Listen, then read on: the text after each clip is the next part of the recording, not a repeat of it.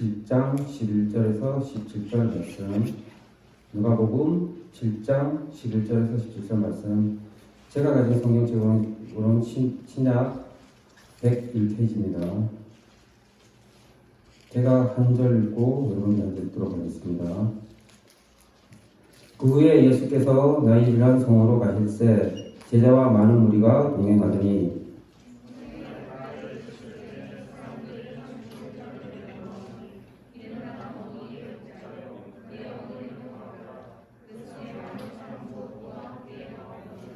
주께서 과부를 보시고 불쌍히 여기사 울지 말라 하시고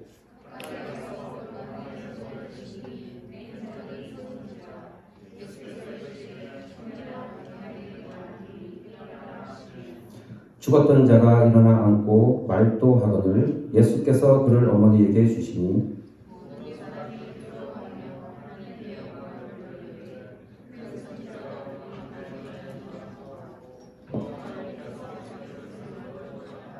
다 같이 읽었습니다.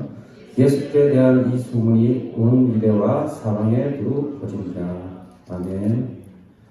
오늘 누가 그 고통을 알려주려는 말씀으로 우리 김기현 목사님 말씀 전하시겠습니다.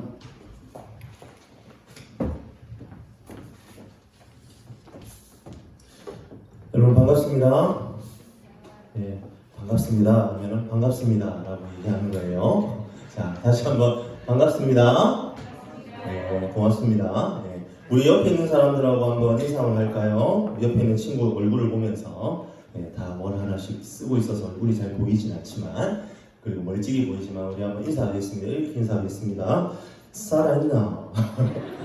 살아있나? 하세요. 예, 설교 시간에 하는 거예요. 하라고 하면 됩니다. 자, 다시 한번 옆에 있는 사람 다 보고 눈을 마주치면서 다시 한번 묻습니다. 살아있나? 친구야, 살아있나? 여러분, 우리 옆에 있는 사람한테 살아있냐라고 이렇게 물어볼 때에 여러분 그 안에 어떤 의미가 들어있을까요?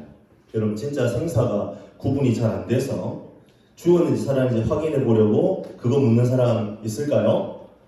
예, 그거 확인하려고 묻는 사람 없습니다.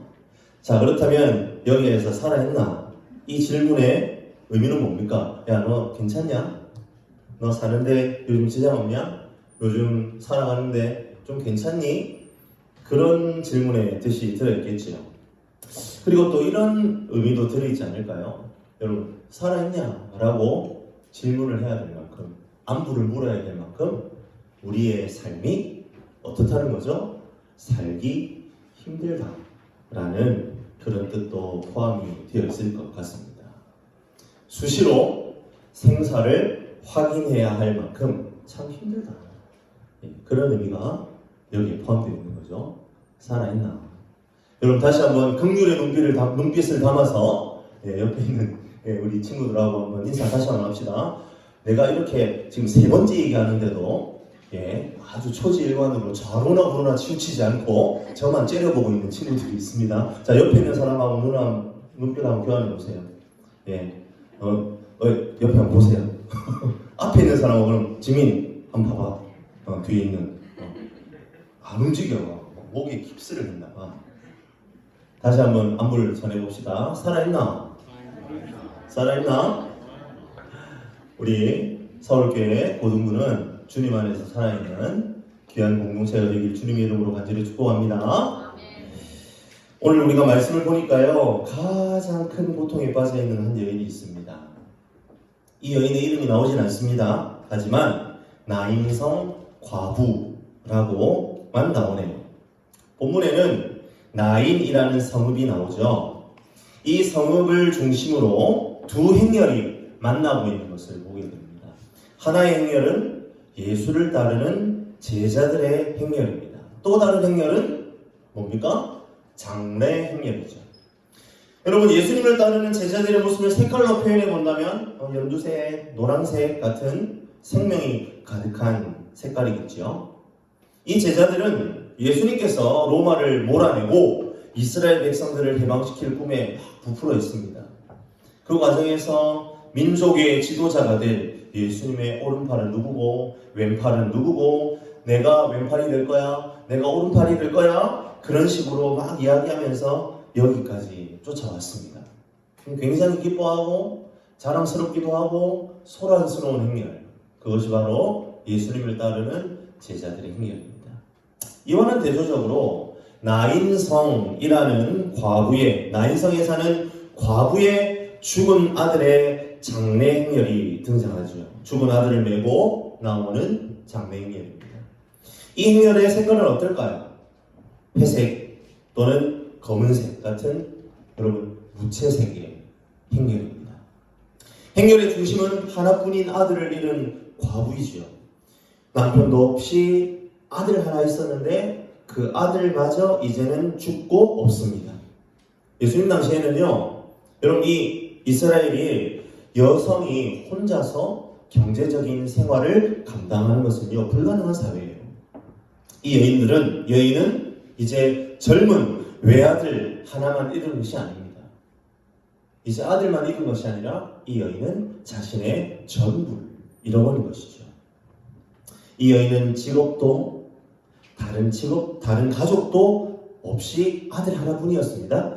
더군다나 예수님 당시에는 과부가 된다라는 것이 생존을 위협받는 일이었다는 말이에요. 그래서 성경에서는 언제나 고아와 과부를 돌아보라 라고 이야기를 하죠. 그들을 공동체적으로 책임져 주지 않으면 생존이 불가능하기 때문입니다. 그러하기에 이 여인에게 아들은 유일한 생의 소망이었습니다. 자기 생명보다도 더 소중한 존재가 이 아들이었어요. 그 아들 때문에 살았는데 그 아들을 잃어버린 거예요. 이 비탄에 잠긴 어미의 마음을 우리가 다 헤아리는 일은 어려운 일일까요? 예, 어려운 일 아닙니다. 불가능한 일이죠. 이러한 여인의 사정을 아시는지 모르시는지 예수님께서 이 장래인을 향해서 다가가십니다. 인간의 고통 중 최고의 고통이라 할 수 있는 하나뿐인 아들을 잃은 과부에게 예수님께서 다가가십니다. 예수님께서 나인성 과부를 만나기 위해 고통의 현장 속으로 들어가십니다. 예수님은 그를 가볍게 여기지 않으십니다. 우리가 보기에는 참 이상한 행동을 하시는 거예요. 그 과부를 너무나 가볍게 여기시면서 우리가 생각할 때 너무나 이상한 말을 하십니다. 어떤 말을 하셔요? 울지 말라. 이렇게 말씀하십니다. 목사님, 울고 있는데 울지 말라고 묻는 게 뭐 이상한 질문이란 말이에요. 이렇게 저에게 물으실지도 모르겠습니다. 사랑하는 친구들, 장례식장에 가본 적 있어요? 저는요, 장례식장에 갈 일이 아주 자주 있습니다. 장례식장에 가보면요, 온갖 다양한 풍경들이 다양하게 펼쳐져요. 슬픔에 젖어 어쩔 줄 모르는 사람을 만나기도 하고요. 한 번은요, 제가 젊은 가장이요, 갑작스럽게 사고로 죽게 되어서 장례를 치르는 자리에 간 적이 있습니다. 그 슬하에 남매가 있는데 다 여러분들 또래였어요. 그리고 과부가 된 아내는요, 망연자실합니다. 여러분, 그런 상황에 장례에 갔어요. 그래서 조문을 합니다. 제가 무슨 말을 할 수 있겠어요? 여러분, 정말 할 말이 아무것도 없어요. 기껏 제가 할 수 있는 말, 뭐라고 위로의 말씀을 드려야 할지 모르겠습니다. 그 정도이죠.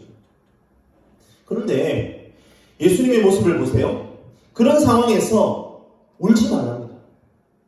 막 같이 붙들고 막 실컷 울어줘도 모자랄 판에 울지 말라니 누가 이렇게 이야기할 수 있냐는 말입니다. 황당하고 어이가 없는 질문이죠. 어이가 없는 말이지요. 도대체 이분이 어떤 분이시기에 말씀을 이렇게 함부로 하시냐는 말씀입니다. 이렇게 말을 할 가능성은요, 두 가지뿐이에요. 하나는요, 너무 철이 없고 세상 물정을 몰라서 무슨 일이 벌어졌는지 파악이 안 되어서 왜 그렇게 우세요? 울지 마세요. 라고 말할 수 있겠죠? 다른 하나의 가능성은 뭡니까? 엄청난 대안이나 희망을 줄 수 있을 때입니다. 해결될 거야. 울지 마세요. 지금 이 상황에서는 울음을 그치게 할 능력이 있는 사람만이 울지 말라고 할 수 있는 거예요. 그러면 이 울음을 그치게 할 수 있는 능력은 뭡니까? 그렇죠. 이 아들이 살아나는 것 외에는 방법이 없지요. 만약 예수님께서 이 아들을 살리실 수 있다면, 그런 능력이 있다면 맞습니다. 이런 말을 할 자격이 있는 거예요. 울지 마라. 예수님께서는 어떤 이유로 울지 말라고 말씀하셨을까요? 그렇습니다. 부자의 경우이겠죠. 그분은 이 상황을 해결할 만한 능력이 있으셨기 때문에 그렇게 말씀하신 겁니다. 그렇다면 그 능력은 무엇입니까? 그렇죠. 살리는 능력입니다. 울지 말라라고 오늘 대신 후에 예수님께서는 어떤 행동을 하시죠? 죽은 아들의 관에 손을 대십니다. 사랑하는 여러분, 아마 여기 앉아있는 우리 고등부 친구들 대부분이 아마도 이렇게 생각할지도 모르겠어요. 뭐 예수님이 관에 손을 댄 거 그게 뭐 어때서? 뭐 어쩌라고? 그리고 그냥 이 부분을 그냥 휘리릭 하고 넘어갈 수 있을지 모르겠어요. 그런데 여러분, 사실 오늘 우리가 읽은 이 말씀 가운데에서 예수님께서 관에 손을 댄 행위는요, 마치 영화로 치자면 클라이막스와 같은 아주 중요한 대목입니다. 왜냐하면 예수님 당시에 관에 손을 대는 행위는요, 흔한 일이 아니기 때문이에요. 잘 보세요. 오늘 예수님께서 관에 손을 대시니까 관을 메고 가는 사람들이 어떻게 합니까? 멈춰 섰대요. 친구들 좀 이상하지 않아요? 우리 문화를 한번 생각해 보세요. 관을 이렇게 막 메고 가는데 누가 와서 손을 댑니다. 그런 경우 있잖아요. 유족들이 이제 관을 이렇게 여러분 한 번도 본 적이 없을 가능성이 있지만 요즘에는 화장을 많이 하니까요. 화장을 할 때는 마찬가지예요. 화장하는 관이 막 이렇게 들어가면 유족들이 막 이렇게 막 손을 대고 막 그렇게 합니다. 그럼 그때 멈춰 섭니까? 그렇지 않죠. 일단 할 일을 합니다. 관은 들어가야 되거든요. 어디든. 그런데 여러분 어떻습니까? 누가 관에 손을 대었다고 해서 멈춰서지 않아요. 그냥 무시하고 지나가죠. 우리의 문화라면. 그런데 예수님 당시 유대 문화에서는 그렇지 않다는 겁니다. 그 문화를 이해하면 우리는 오늘 예수님 행동을 이해할 수가 있다는 겁니다. 그리고 그 행동에 대한 관을 메고 가는 사람들의 행동도 이해를 할 수 있습니다. 당시 유대인들은요, 정결에 관한 법이 있어요. 여러분, 이 정결에 관한 법은요, 여러 가지가 있는데 그 중에 한 가지가 뭐냐면 이방인과는 손을 잡지도 않고 악수도 하지 않는 것입니다. 이방인과 접촉하지 않는 겁니다. 심지어 이방인이 사는 땅을 밟지도 않습니다. 빙 둘러다닐 정도예요. 유대인들은 이처럼 정결에 관한 법을 열심히 지켰던 사람들이에요. 그리고 또 한 가지 정결에 관한 법이 있는데요. 그건 뭐냐면 시체에 손을 대지 않는 것입니다. 유대인들은요, 시체에 손을 대면 부정해진다, 내가 불결해진다 라고 여겼어요. 그들이 지키던 유대교의 관습이 그랬습니다. 그래서 장례를 치를 때에도 특별한 사람만 시신이나 관에 손을 대는 겁니다. 그리고 장례를 주관하고 시신과 관에 손을 댄 사람들은 장례를 치른 다음에 반드시 정결케 하는 의식을 치렀어요. 그런데 예수님께서 난데없이 관에다 손을 대신 거예요. 시체에 손을 대신 거예요. 예수님께서 이와 비슷한 일을 이전에 하신 적이 있는데요. 그건 언제냐면 나병 환자를 고치실 때도 이와 같은 행동을 하세요. 우리가 오늘 읽진 않았지만 마태복음 8장 2절부터 3절에 이런 기록이 있어요. 제가 한번 읽어드릴게요. 한 나병 환자가 나와 절하여 이르되 주여 원하시면 저를 깨끗하게 하실 수 있나이다 하거늘 예수께서 손을 내밀어 그에게 대시며 이르시되 내가 원하노니 깨끗함을 받으라 하시니 즉시 그의 나병이 깨끗하여진지라. 여러분, 당시에 이 나병, 그러니까 현대에는 한센시 병이라고 부르는 병이죠. 이 병에 걸린 사람들은요, 완전히 버려진 존재였어요. 온몸에 상처가 나고 그 사이로 고름이 막 흘러나가요. 손가락, 발가락이 마디마디마다 달라붙어서 하나가 되든 아니면 손가락 하나, 발가락 하나가 다 떨어져 나가는 무서운 병이죠. 지독한 냄새가 났어요. 그래서 그들은 철저하게 사회에서 격리되었습니다. 만일 제가 예수님이었다면 한 5m 정도 떨어져가지고 오지마, 괜찮아, 거기 있어, 너 병 나을 거야, 가까이 오지 말고 그냥 거기 서 있어, 이랬을 것 같아요. 그런데 예수님은 굳이 그 나병 환자를 찾아가서 찾아온 나병 환자의 그 환부의 손을 댑니다. 도대체 우리 예수님 왜 이런 행동을 하신 걸까요? 기억해야 합니다. 예수님의 행동은요, 결코 단순한 몸짓이 아니에요. 예수님께서는 모든 병든 것과 죽은 것 가운데에 동참하기를 원하셨습니다. 그래서 나병 환자의 환부를 어루만집니다. 예수님께서 관에 손을 댄 것도 똑같은 이유입니다. 사람들은 감히 손을 댈 엄두도 내지 않는 관에다 손을 댑니다. 그리고 그 과부의 슬픔과 고통에 동참하시는 거예요. 그리고 기적을 행하십니다. 청년을 살립니다. 자신에게 사랑도 있으시고 능력도 있다라는 것을 보여주십니다. 정결하지 못한 관에 손을 대어도, 부정한 것에 손을 대어도 그 부정함이 예수님을 점령하지 못한다라는 것을 똑똑하게 보여주십니다. 정결하지 못한 것에 손을 대는 행위를 통해 예수님은 세상 그 누구도 흉내낼 수 없는 사랑을 친히 보여주셨습니다. 사랑하는 우리 고등부 친구들, 이제 다시 현실로 한번 돌아볼까요? 성경 이야기 말고 우리 이야기를 좀 해볼까요? 저와 여러분 어떻습니까?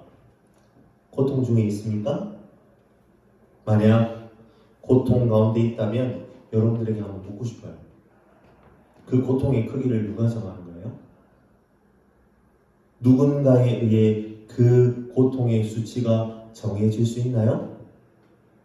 그럴 수 없죠. 왜냐하면 그 고통의 크기는 누군가에 의해 객관적으로 수치가 매겨질 수 없기 때문입니다. 고통의 크기는요, 지극히 철저히 주관적이에요. 주변에서 제 아무리 내가 겪고 있는 아픔이 별거 아닌 것이라 말한다 할지라도 그것이 나에게는 큰 아픔이 될 수 있다는 말이에요. 도무지 헤어나올 수 없는 고통이란 말입니다. 그러기에 우리가 우리의 인생의 고통의 문제를 해결하기 위해 가장 먼저 인정해야 될 것이 있습니다. 그건 뭡니까? 바로 나에게도 고통이 있다는 사실을 인정하는 겁니다. 그런 고통을 과거에 겪은 사람도 있고 지금 겪고 있는 사람도 있고, 지금까지 한 번도 고통을 겪은 적이 없다면 미안한 말이지만 미래에는 언젠가 반드시 고통을 겪게 될 거예요. 이 세상에 절망을 경험하지 않고 무덤 속으로 들어가는 사람은 한 사람도 없습니다. 고통은 우리의 삶에 실제합니다. 단 안 보이는 척, 없는 척 하며 다른 것으로 덮을 뿐 고통은 존재하는 실제입니다. 세상에 많은 사람들이 기독교를 오해해요. 어떻게 오해하냐면 하나님 믿으면 고통이 없어진다라고 오해합니다. 여러분, 잘못된 메시지예요. 예수님 믿으면 병 낫는다. 예수님 믿으면 정규일등 할 수 있다. 예수님 믿으면 예쁘고 멋진 여친, 남친이 생긴다. 여러분, 옆에 있는 사람들 얼굴 한번 보세요. 예. 그것이 거짓말이라는 것이 증명되고 있잖아요. 여러분, 그런 일들은 일어나지 않아요. 다들 그렇게 기독교를 오해합니다. 물론 아주 틀린 얘기는 아닙니다. 문제가 해결되기도 하고 하나님의 도우심을 만날 수도 있어요. 하지만 하나님을 믿으면 원하는 것을 무엇이든지 다 얻을 수 있다. 만사형통의 길이 열린다. 그런 것은 성경 어디에도 없습니다. 그런데 뭡니까? 왜 교회를 나오는 거예요? 하나님 믿으면 도대체 뭐가 달라진단 말이에요? 친구들, 이 부분이 중요한 거예요. 고통과 슬픔이 나에게 있고 우리 인간에게 다 있다고 겸하게 인정할 때에 우리보다 먼저 사신 부모님, 선배님, 선생님들에게도 있고 내가 사랑하는 사람들에게도 있다고 인정할 때에 예수님께서 우리의 고통에 동참하고 있다는 사실을 깨닫게 된다는 겁니다. 이것이 중요합니다. 이것이 예수님을 믿어야 할 이유입니다. 이것이 하나님의 자녀가 되어야 할 이유라는 말이죠. 오늘 말씀을 보십시오. 예수님은 장래의 행렬을 결코 외면하지 않으셨습니다. 그리고 복음서를 조금만 읽어보면 압니다. 예수님은 십자가에 달려 죽으시는 순간까지 인간이 겪을 수 있는 종류의 육체적, 정신적 고통을 다 경험하셨습니다. 그래서 예수님은 고통받는 사람을 알아보시는 거예요. 그렇기 때문에 성경은 예수님께서 우리를 긍휼히 여길 수 있다라고 말합니다. 그분 경험하셨거든요. 다 아시거든요. 여러분, 그것이 바로 예수를 믿어야 할 이유입니다. 예수를 믿고 그분께 나올 때 그분 우리의 모든 사정을 다 알아주시고 우리의 슬픔, 우리의 고통, 우리의 아픔의 눈물을 닦아주시는 것이지요. 사랑하는 모든 친구들, 예수님께서는 여러분의 슬픔과 고통이 무엇인지를 아십니다. 고통의 자리에서 진정한 위로는 함께 있어주는 것이지요. 예수님께서는 나병 환자의 환부를 만져주심으로 같이 하셨습니다. 과부 아들의 관에 손을 내밀어 그 장래의 행렬 가운데 함께 해주셨습니다. 우리 모두가 지금 겪고 있는 고통의 형편으로 주님께서 나아오십니다. 예수님이 느끼지 못하는 것은, 예수님을 느끼지 못하는 것, 그분의 도우심을 느끼지 못하는 것은요, 우리의 문제입니다. 하나님이 이미 여러분 가운데 계셔요. 고통의 현장 가운데 와 계시다는 거예요. 우리가 고통을 겪는 근본적인 원인, 무엇 때문입니까? 그렇죠, 죄 때문입니다. 우리는 누가 가르쳐주지 않아도 거짓말 밥 먹듯이 하죠. 그리고 누가 가르쳐주지 않는데도 약자와 강자를 구분합니다. 그리고 약자에겐 강하게, 강자에게 약하게 구는 습성을 가지고 있습니다. 우리 모두 빠짐없이 다 죄인이라는 증거입니다. 그래서 이 세상은 슬픔과 고통으로 가득 채워져 있는 것입니다. 내 인생의 고통도 그 슬픔도 그래서 있는 것입니다. 이 고통의 사슬, 이 원흉을 해결하실 분이 누구란 말입니까? 그렇습니다. 바로 예수 그리스도입니다. 그분은 그러면 함께 하시고 끝나는 것입니까? 그렇지 않아요. 그분은 함께 하심으로 그 고통과 아픔의 문제를 해결하실 수 있습니다. 우리의 근본적인 문제를 해결하실 수 있습니다. 그 죄의 문제를 해결하십니다. 그리고 우리로 하여금 그것을 이겨낼 수 있는 뛰어넘을 힘과 능력을 허락하시는 것이지요. 우리의 유일한 소망이 그러하기에 예수님이십니다. 이 시간 다시 한번 예수님께서 나를 위해 하신 일을 기억하고 그분만을 의지하는 저와 여러분들이 되기를 간절히 축복합니다. 예수님은 여러분의 고통 가운데 함께 계세요. 하지만 무기력하게 그냥 함께 있어주기만 하시는 분이 아닙니다. 뭐라고 위로의 말씀을 드려야 할지 모르겠습니다. 그렇게 말하고 그냥 물러나시는 분이 아니라는 겁니다. 그분은 고통을 평안과 기쁨으로 바꿔낼 힘과 능력이 있는 분이십니다. 이 시간 그 예수님께 나아가는 저와 여러분들이 되길 주님의 이름으로 간절히 축복합니다. 그 고통과 아픔 주님께 가지고 나아가 마치 나인성 과부가 다시 죽은 아들을 얻었던 것처럼 우리의 기쁨과 환희를, 우리의 산소망을 다시 힘차게 붙들고 나아가는 우리 모든 4월의 고등부 친구들 되길 주님의 이름으로 간절히 축원합니다.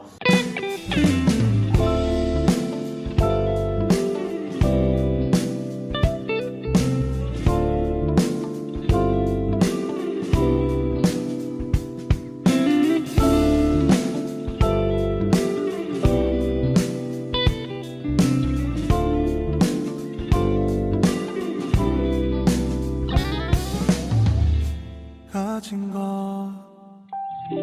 하나도 포기할 수 없는 우리를 위해 주님은 모든 것을 내어서 우릴 사랑하시네. 우리가 사랑을 거저 받았으니 우리도 가진 모든 것을 나누며 살겠네. 우리에게 사랑이 더 부어질수록 우릴 통해 흘러가는 사랑도 더 커지길.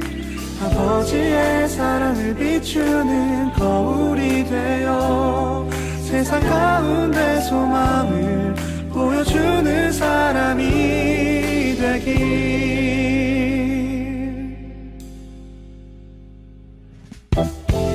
우리가 사랑을 거저 받았으니 우리도 가진 모든 것을 나누며 살겠네. 우리에게 사랑이 더 부어질수록 우릴 통해 흘러가는 사랑도 더 커지길.